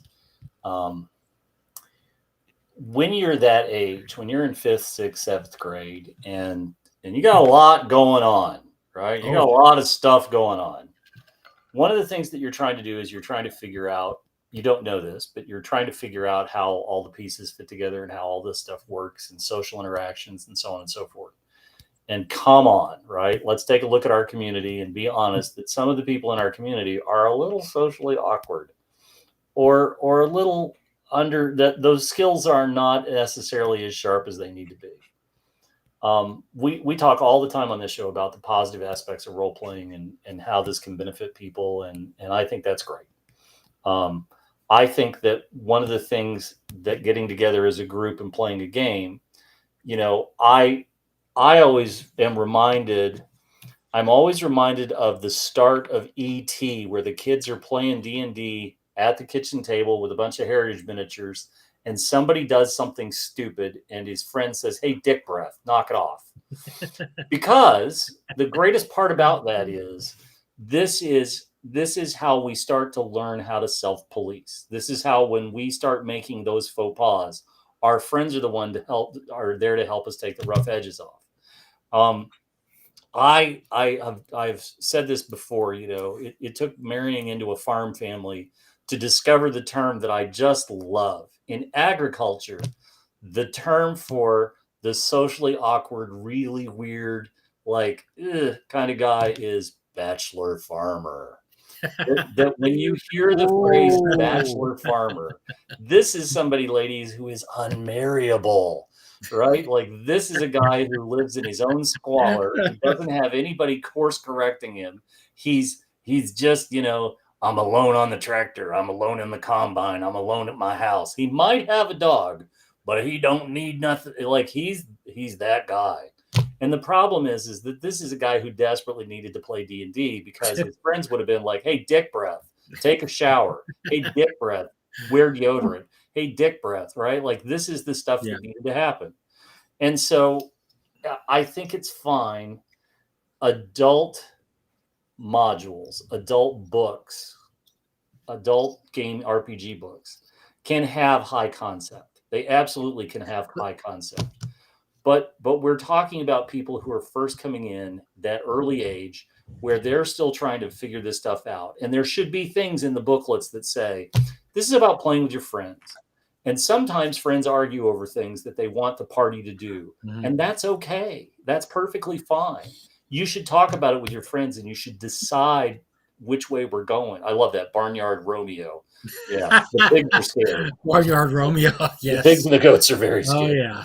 But I think you have to recognize that sometimes there are people, come on, they get a copy of the D&D basic set. They get, like, I was the first kid in my neighborhood who had the Holmes box set, and my friend Dean, he had gotten, I can't remember, he got some form of D&D, but he didn't get the Holmes box set. He got his after mine, but I think he might have had the white box or he had the something before that. But I was the first one, and the Holmes is much more playable than the white box. But we all have different starting points. But if you look at the Holmes box set, Eric's dad really laid out, like, this is what a role playing game is, and this is what it should be like, and so on and so forth. And there has to be a little bit of, things are going to be rough around the edges, but you guys will sort this out. Right? Like you got to be friends. Start with high concept, Jim. I mean, you could start keeping the Borderlands. I'll give you a good example, and Eric and I have talked about this quite a bit over the years. But why doesn't WotC create something like Midnight, which was one of the best D&D settings of all time? Oh, just absolutely incredible. What? That's basically, what if Sauron won War of the Ring? And here's your characters, and they're rebels against the greatest evil. And by the way, they're going to lose because it's just too evil and powerful. But what can they do before they lose? How can they thwart the evil? How can they push it back a little bit? How can they let a little light into the darkness of this world? Because the way the world of Midnight's set up, you're probably going to lose and you're probably going to die horribly. But how are you going to live that life? And what are you going to do? And maybe, just maybe, you can do some good, and so something good could happen. That's the kind of high concept that we haven't seen from the last thing I think maybe from the Ashes. Why, right? Because the problem that game ran into, the problem that Midnight ran into, okay, is that you already begin with the nihilistic. In the end, it doesn't matter.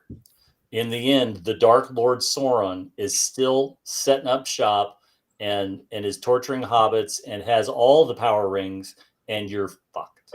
And the problem is that as a put it on my shelf and read it, it sounds great. But playing Midnight, it's kind of tough to give people, to try to get a group of people together. Hey, I got this cool setting. Great. What is it? Well, we're fighting the losing battle against the Dark Lord that already won the war. But what we're trying to do is we're trying to be a light in the darkness. Dude, I'm not going to be a candle in the midnight. Candle in the wind. Well, okay. I'm just using that as an example of high concept, something that WotC doesn't do anymore. It doesn't have to be exactly midnight, but that's the kind of high concept that I would look at and go, that's actually kind of cool. I would, I'd be interested in something like that. Like, look, I tell you, maybe I'm the only people. I really liked From the Ashes. I thought From the Ashes was an excellent continuation of the Greyhawk world. Because it look, here's all these countries, and is it really realistic that they're all just going to be sitting there glowering at each other? No. Eventually, they're going to have a big effing war because Right. they're not going to just sit there and be, As any Stellaris player can tell you, I have fleets and I'm going to use them. So, I thought that was probably the last. And look, a lot of fans didn't like that because it was high concept, because it changed things. No, Greyhawk must never change. It must never change. And they were freaked out about it. I thought Cross Archer did a pretty good job with envisioning, okay, we're going to have a big war because what's more boring than a bunch of evil and good nations staring at each other across the border and just like, I'm going to get you one of these days. No, let's do it. And that's the kind of high concept I'd like to see now. Like I said, not exactly midnight or not exactly from the ashes, but I'm sure there's high concept out there that they could do. It's just that they've been playing it safe for so long. And like, I understand why, Eric and I have talked about this before. You know what I would buy the moment it came out? I would be there with dollar bills clutched my little fist. I have wanted a Africa / jungle setting, a really, really well thought out one forever. I would buy that. I'm pumping the brakes right there. Stop. Okay, here's my thought on this, right? And I say this as one of the 3 middle-aged white guys on this show. I don't need WotC to give me the African RPG. There's 2 different guys, one in Uganda and one in Western Africa, and I can't think of his name, who are both, let me finish, who are RPG guys in the making and who have published works and have a career behind them. And I'm sorry, I can't recall their names without looking them up, and I'm not going to do that right now. But my point is that look at flavors of role-playing games. So let's talk about how Warhammer Fantasy Roleplay was very different from Dungeons and Dragons. And now let's talk about one of the things that is of zero interest to me, and I cannot measure my interest in it because my interest is so small, but live action role play in Northern Scandinavian countries is a big deal. And you've got a bunch of different amazing game systems, or so I've been told, and I'm willing to accept this. But the same goes for RPGs from Eastern European countries and so on.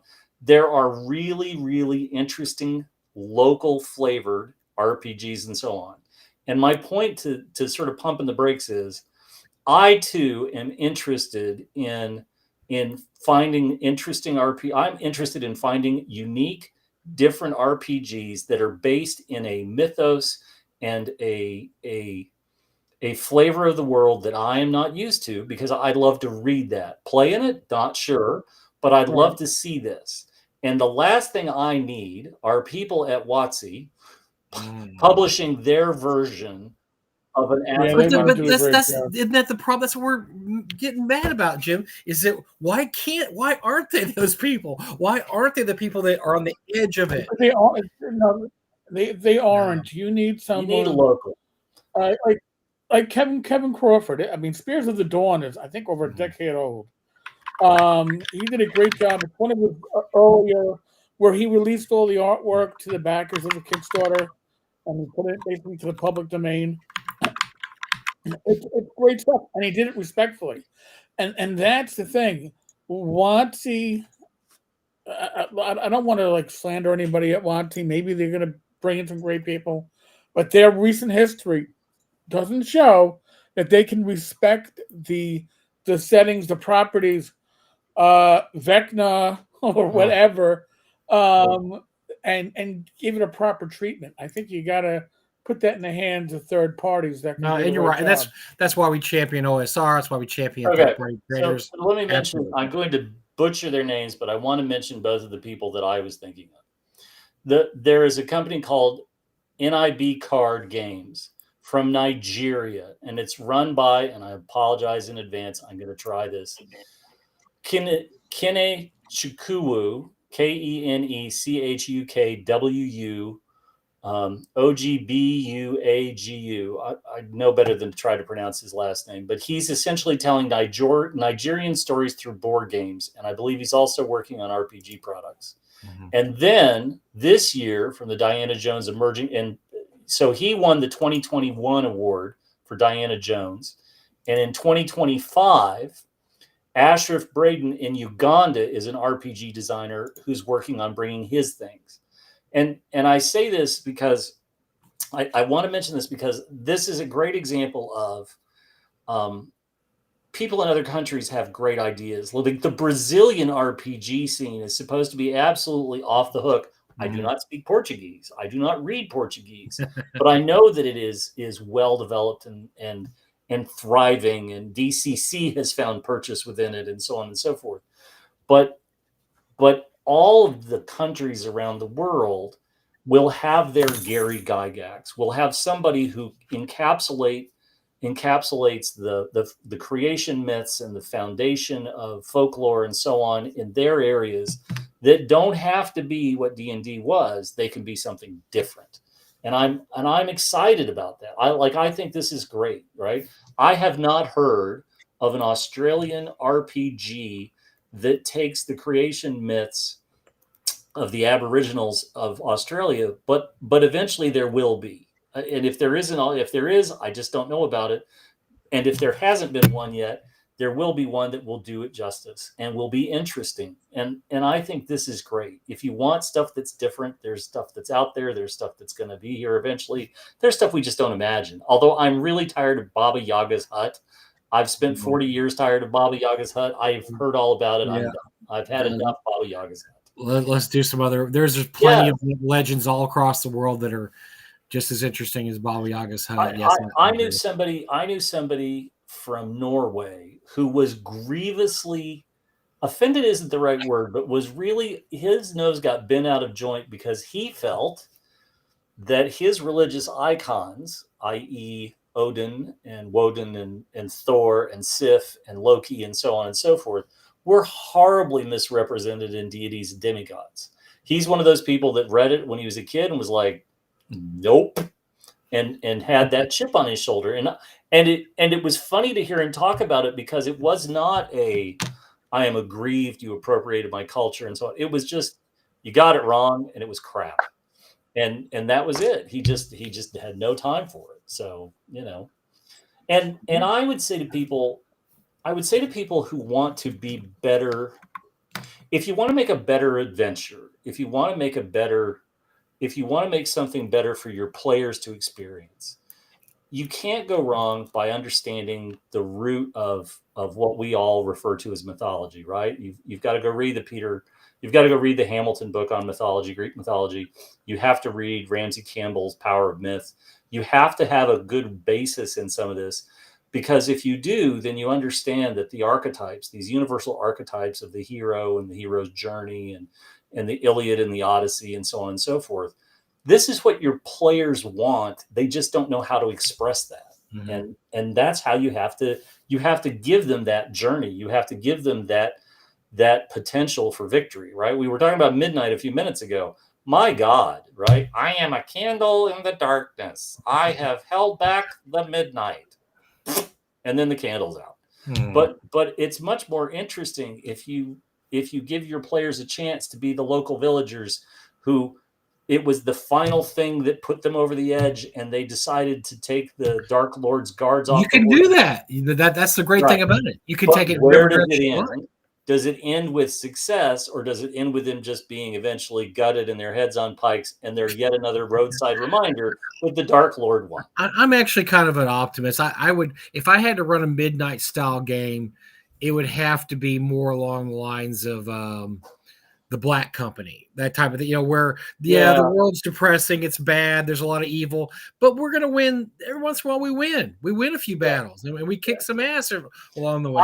I look forward to somebody adapting Berserk into an RPG. Like, this is going to be, it's in the works. I'm sure it's in the works. If it's not, somebody's trying to get a hold of the property to do it. But if you are not familiar with Berserk, this is the gut punching manga of mangas. I tell you now, if it ain't for the faint or the lighthearted, right? Berserk is, we got evil, and evil is evil.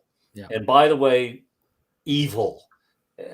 And the first time I had a friend who was like, "Oh, you should read Berserk," and I was like, It's like, yo, you should read Berserk. And I was like, and he gave me volume 1, and I was like, and I tapped out.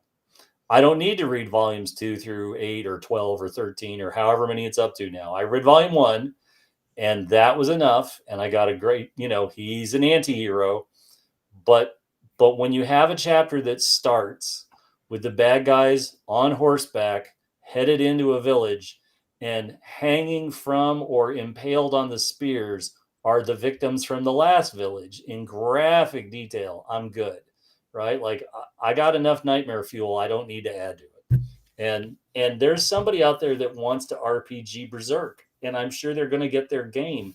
That's great. I'm happy for them. But it ain't going to be for the tween set. It's going to be for the jaded, hardcore, late 20s, 30s, 40s gamers who are going to have parental advisories all over this thing.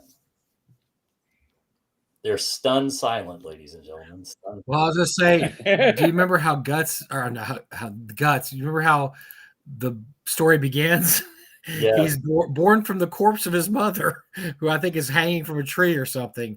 That's a rough beginning. That's a not rough for the lighthearted. No, it's not a comedy. And it's like Goblin Slayer, right? Like, there's a lot of Goblin Slayer that if you have to get really awful, you have to get comfortable with awful really quick with Goblin Slayer, because the first book of Goblin Slayer is a gut punch, right? There's just, oh yeah, they're here to kill goblins, but there's other stuff, and this stuff is absolutely adult oriented material, and not for the faint of heart, and not for, it ain't a happy go lucky skip through the park. That's for no, it's rough. Yeah, it's a rough one. That's a rough. Very rough. And speaking of rough ones, how about crocheting D&D, Eric? Oh God, please! Have you seen Margaret Weiss's quote today? That's so no. Tell me. Oh, okay. So let's talk about crocheting D&D. Oh dear. So there's a new book out. There's coming. Eric, you want to pull up that image? Yes, one second. You get it. Yeah, it's pretty spectacular. So WotC began the promotions or unleashed the first image of a book from a licensee about crocheting. And so Eric's going to pull the picture up, but this kicked off a little kerfuffle on corners of the internet, which is like, I can't believe this, blah, blah, blah, blah, blah.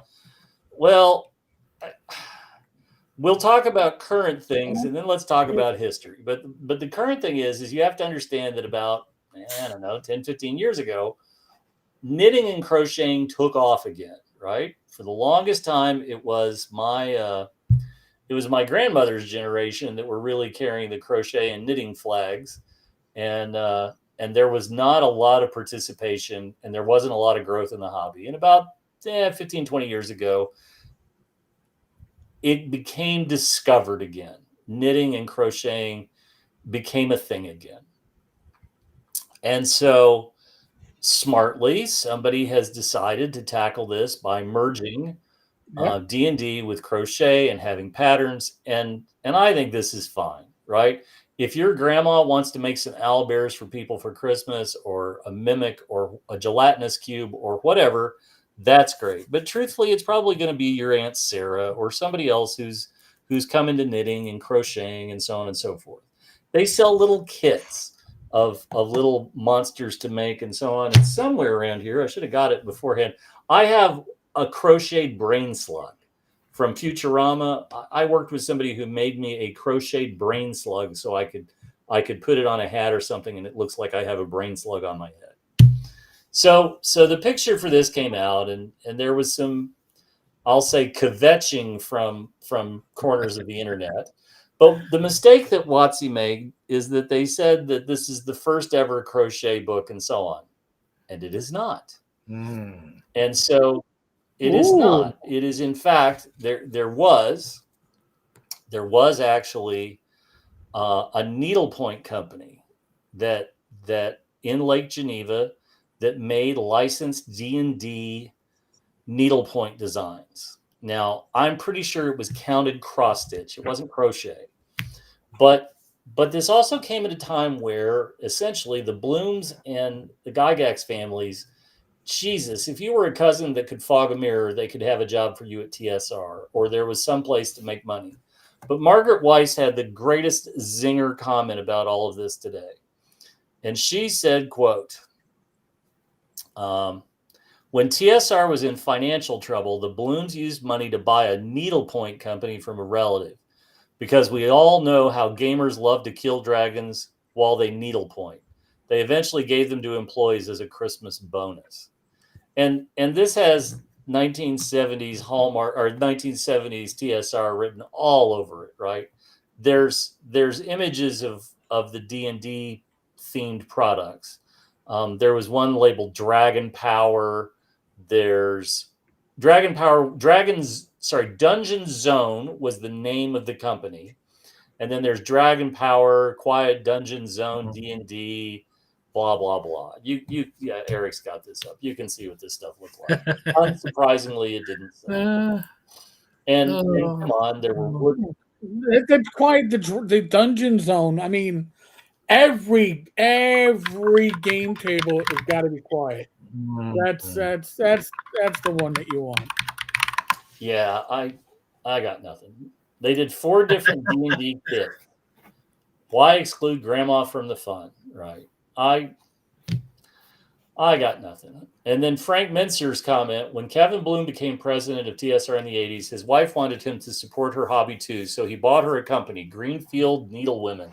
They did 4 different D&D kits, but the bulk of their line is, of course, the usual assortment of needlepoint projects. They were sold off long before WotC got interested in TSR. So that's the other side of the story. And again, you know, the graft of the Blooms is a long history, right? That it wasn't just people working there. No, you could also. Maybe this is just an example of what they want to do with franchising. Look, if you want to do your crochet, we'll do D&D crochet, or there's got to be an audience somewhere that wants to do that. I don't know. Yeah, come on, right? I grew up. I have a scarf and some projects that my grandmother made. She was a big knitter as a kid. When she passed away, my great aunt took the knitting book of hers that she loved. I sort of wish I had kept a hold of it, but I didn't. I don't knit, but I have an appreciation as a child who had to wear sweaters that his grandmother made. But I treasure the scarf, and I treasure all this stuff, right? It's like hand painted miniatures. It's like great crafted terrain. Somebody poured a lot of love and effort into something, and so on. So I think the mockery over Wizards of the Coast saying it's the first ever crochet and whatever. I'm sorry, technically they're right. But is it the first in the weird homecraft items? No, it's not. This kind of thing, this doesn't bother me even iota more than doing barista D&D, which bothers me a lot because this doesn't bother me at all. This is just it's a side hustle. It's what? If you thought you should also have been, if you're offended by this, you should be grievously offended by the D&D themed cooking books that were at Target, which were actually really good. And I have no opinion on that. I didn't buy those. I'm not going to buy this because, frankly, my grandmother is dead, and nobody is going to make these things. Nobody's crocheting you anything, Jim. I can't. I can't drop the book into the coffin and ask her to whip out an owl bear for me. Dark. That's dark, but okay. And she was immensely talented. My grandmother did counted cross stitch. She knit. She didn't crochet. She thought that was just batshit crazy. But I respect the people that do, and I think sort of belittling this is unseemly. And it's the lowest of low hanging fruit. And like I said, it doesn't affect your D&D game because they're not trying to pass it off as some kind of D&D pastime like they tried to pass off a half-assed version of Spelljammer as. This is what licensing is supposed. This is what licensing is supposed to do, right? Get your brand out there into markets it might not normally be. And listen, most people who are going to be doing this crochet are not doing it for themselves, but hey, I'll do it for my grandkid. He's in the D&D. That's right. Grandma could make you something that's a part of your hobby. Why are you fuck There with you go. it? They didn't pull Rob Conley off Majestic Wilderlands to do the crochet book. You know, they're not pulling any Although talented people I anywhere would, to do this. This is just a sewing book. no. So yeah, I'm with you guys. All right. Just calm down about the crochet. It's funny, okay? It's funny, but it's just Crochet a D&D cod piece. Thank you, oh Foogly. no, no, Fugly, You've, by the no. way, Foogly, you've chosen Oh, your stop! next. No, your no, next, don't give him project. ideas. He'll have it done in 15 minutes, and we'll have to see it. And my brother will wear it at the midnight auction next year. So no, don't.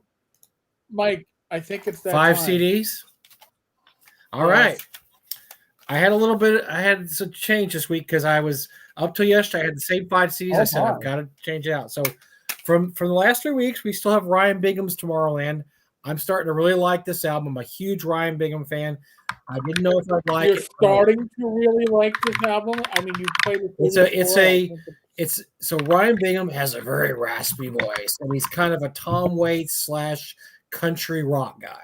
And he's, but I'll tell you a bullet point. He's won an Academy Award. One of his songs won an Academy Award. Okay. So he's also starred in Yellowstone. He's one of the cowboys in Yellowstone. So he's a multi-talented guy. Great. Just his music. I don't even like country, but his stuff's really good. Third or fourth week in a row, we have the Elvis Costello live album. It's really good, guys. I really like this album. Yeah, it's his first 2 albums live, and basically this is probably all the songs they had when he did this set. So it's really good. All right, 3 new albums here. Lemonheads, Car, Button, Cloth. Lemonheads had 3 big albums in the late 80s, early 90s. They had a big hit with Mrs. Rob. They did a version of Mrs. Robinson, a couple other things, and they disappeared for about 20 years, and they're kind of back now. But all their stuff is really good. It's just it's alternative rock, basically. This is a pretty good album. Okay. Yeah. Wedding Present. This is not George Best. I decided to listen to another Wedding Present album. It's called Hit Parade 2. I wish more bands would do this. They had a series called Hit Parade. They did 1, 2, 3, and 4, where every song is a cover, but they're obscure covers. So it's kind of cool because you'll be, you don't know a lot of these original songs, and each one has about 20 covers. They did a lot of covers. So they did about 3 or 4 of these. Wow. I'm trying to see if there's any songs on here. Oh, they did the theme from Shaft on this one. Theme from Shaft. They did a Bowie song, a Who song, but they're like a noise rock band from New York, and they do great covers. Okay. And then this is honestly, I think this is one of the probably 10 best albums ever done. It's one of my favorites of all time. Jonathan Richman and the Modern Lovers came out in the early 70s. He only did about 2 or 3 albums. He's very famous for the 2 or 3 he did. It's hard to adequately describe how kick-ass the music is on these, but he did a song called Roadrunner. That's one of the best rock songs of all time. Go to YouTube, put in Roadrunner, Jonathan Richman, listen to it. You'll be like, that's one of the greatest rock songs ever written. And it is. And he also did some of these songs you may have heard. I'm Straight, She Cracked, Pablo Picasso. A lot of bands do covers of his music because he's considered very influential in the 70s. But I consider it one of the 10 best albums of all time. It's really, really good. Every year, a couple years or so, I'll go around to listening to it 4 or 5 times. It's very DIY. Let's put it that way. It's not a lot of instrumentation. It's just him and his band, and they rock out. It's really good stuff. That's our 5 albums. 5 CDs. There we go. What do we have? Anything? Jim, your song, no sound. All right. So here's the thing. I think that it would be foolish of me to try to counterpoint with music of my own. So what I've decided to do is now going forward, where Mike will have 5 CDs a week, I'm going to have a movie. And out of the gate, I decided I was so lucky today that I managed to find a copy of this that I'm going to share it with people. And these might not be necessarily movies that you're excited by, but I'll tell you why I'm excited about it. So I managed to score a copy of Armageddon. Yes. Oh my God. It's the Michael Bay film with lots of explosions. But that's not why I bought this, because this, dear viewers, is the Criterion Collection's version of Armageddon. And what makes it interesting, you say? For almost 30 years, Ben Affleck has been trying to live down the things he said on the commentary track Oh of the no. Criterion version of Armageddon, because he recorded a track with Michael Bay, Jerry Bruckheimer, Bruce Willis, and Oh dear. and he has said time and time again, if he could do one thing in his entire career, he would go back and he would not be the 20-something punk and shoot his mouth off on the Criterion commentary track the way that he Did did. he was he doing a couple No, drinks he or was not? just full of himself. Being a because, dickhead. Yeah. you know, like Goodwill Hunting, and Yeah, he'd the already won an Mallrats, Academy Award by then. He won an Mallrats Academy Award. movie, and so on and so forth. And he said,